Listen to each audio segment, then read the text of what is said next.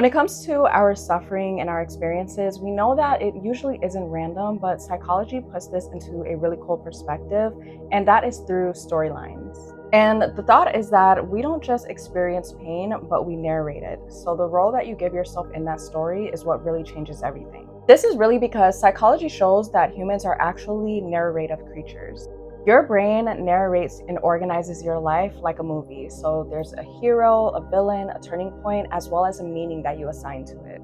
The part that's not talked about as much is that if you unconsciously cast yourself as the victim, the fixer, the misunderstood one, your brain will constantly find evidence to support that role. So for today's Talk With Tyy Tuesday, I'll be speaking on how suffering creates a story structure, as well as how rewriting your narrative can shift your whole identity. So if you're ready to look at your life from a different lens, let's get into it.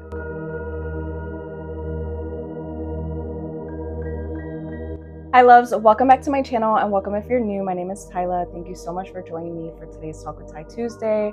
I really thought this topic was super interesting and it kind of reminded me a little bit of the hero's journey, but from the perspective of just how humans are narrative creatures. Now, the cool thing about this is that our brain naturally organizes things into a narrative way. So there's a beginning, a middle, and an end. So this means that we don't always remember things in a form of a fact or an event, but a lot of the times it's just based off of experiences and stories. This is why sometimes the way that something makes you feel or how it affects you may make you view that certain situation from a different perspective than what actually took place. So when certain things take place, your brain isn't asking about it from a perspective of what happened, it's asking from a perspective of what does this mean about me? So I now want to break this down into each of the different types of roles that we usually play, starting with the victim. So when you experience a lot of trauma and have been in situations to where you've been wronged, you felt like people were against you, life was against you, you naturally can develop a victim mindset. And I want to be very clear about this and include a disclaimer to say that that does not mean that you are not a victim or that being a victim is anything negative. It's just about the type of experiences that you create and attract when you stay in that mindset. And the only problem with this is that it starts to create this mindset to where you feel as though life happens to me, everything happens to me, which strips away your power. The next role that we unconsciously can fall into is the hero role. And this is usually the role to where you feel as though you can't rely on anybody and that you have to do everything alone. So when you think about the hero in a story, this is usually the person that most people count on. They're very reliable, dependable. They usually have it all figured out, or so it seems from the outside. And they usually don't really rely on a lot of people. They kind of have their own journey going. And usually, like I said, it's a lonely one. The next role is the caretaker role, and this is usually the role to where a person feels as though they have to take care of every single person. This is usually like the mom of the group or the dad of the group, the person that's always there for everybody, the person that's always doing for everyone and looking out for everybody.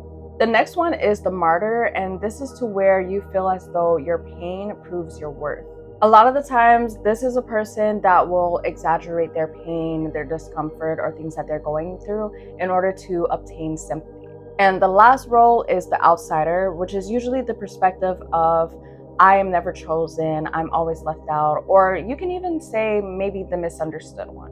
So when it comes to these roles, the roles create coherence, and our brain naturally craves consistency over happiness. So this means that when it comes to our identity and how we view ourselves, it's solidified through repetition. So now when it comes to the brain, it does start to reinforce these stories.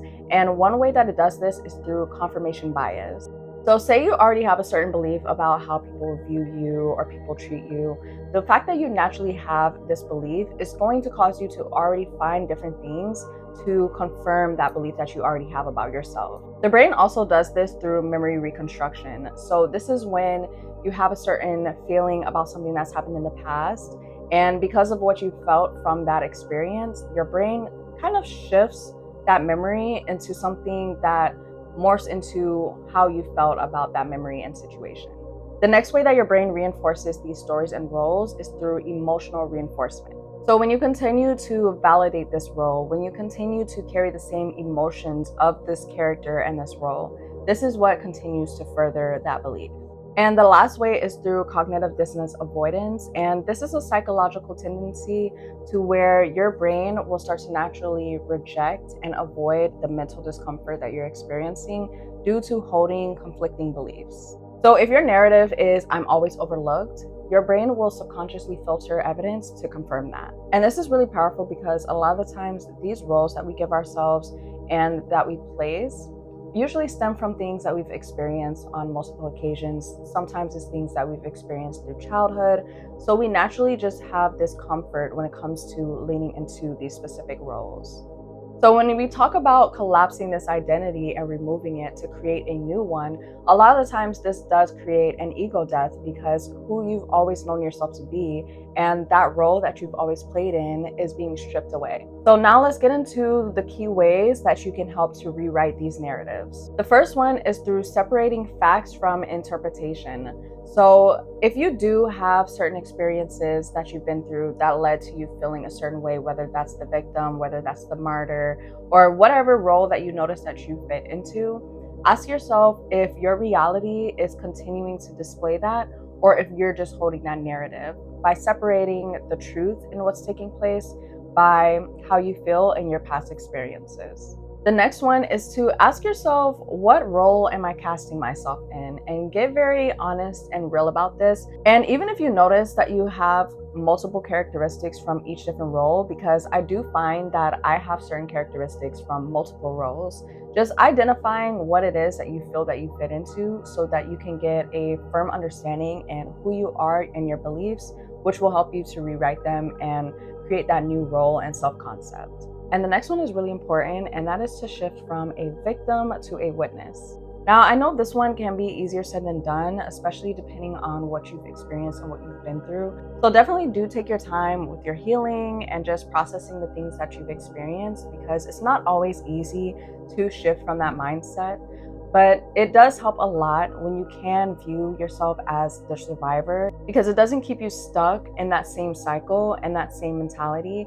And that honestly helps you to further heal. And the last one is to move from a reactive narrative to a conscious authorship.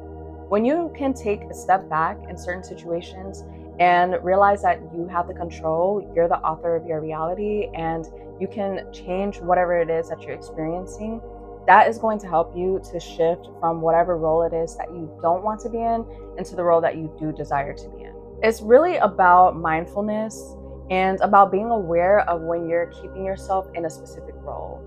So it's not that you're editing the events or what's taken place, but you're just changing around the meaning and creating a different perspective about your situation.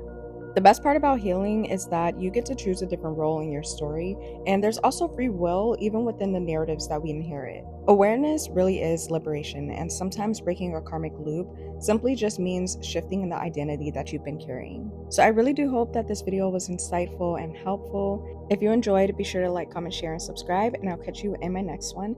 Peace out and much love.